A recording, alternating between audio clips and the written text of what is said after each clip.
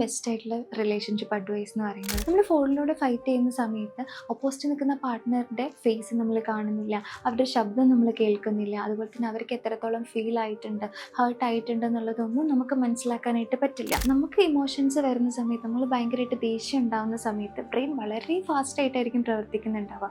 ആ സമയത്ത് നമ്മൾ പറയുന്ന പല വേർഡ്സും ഓപ്പോസിറ്റ് നിൽക്കുന്ന ആളെ വലിയ രീതിയിൽ അത് ഇമ്പാക്റ്റ് ഉണ്ടാക്കുന്നതാണ്. നമ്മൾ ചിലപ്പോൾ ആ ഒരു ദേഷ്യത്തിൻ്റെ പുറത്ത് പറഞ്ഞിട്ടുള്ള ആ ഒരു മെസ്സേജസ് എല്ലാം നമുക്കൊരു സെക്കൻഡ് കൊണ്ട് ഡിലീറ്റ് ചെയ്യാനോ അല്ലെങ്കിൽ അത് സെൻഡ് ചെയ്യാനോ പറ്റുന്ന ഒന്നാണെങ്കിൽ പോലും ഓപ്പോസിറ്റ് നിൽക്കുന്ന വ്യക്തി അത് ഒരുപാട് തവണ വായിച്ചിട്ടുണ്ടാവാം. നമുക്കത് ഈസി ആയിട്ട് ഡിലീറ്റ് എവരി വൺ അടിക്കാൻ പറ്റുന്നത് പോലെ ചിലപ്പം ഓപ്പോസിറ്റ് നിൽക്കുന്ന വ്യക്തിക്ക് അത് മായ്ച്ചു കളയാൻ പറ്റണമെന്നില്ല. അത് അവരെ നല്ല രീതിയിൽ ഹേർട്ട് ആക്കിയിട്ടും ഉണ്ടാവാം. ചിലപ്പോൾ നമ്മൾ പറഞ്ഞ കാര്യങ്ങൾ ചിലപ്പോൾ നമ്മൾ മറന്നു പോകുന്നുണ്ടാവാം. പക്ഷെ ഓപ്പോസിറ്റ് നിൽക്കുന്ന വ്യക്തിനെ അത് ചിലപ്പം ഒരുപാട് ഹേർട്ട് ചെയ്യിപ്പിച്ചിട്ടാണ് ഉണ്ടാവാം.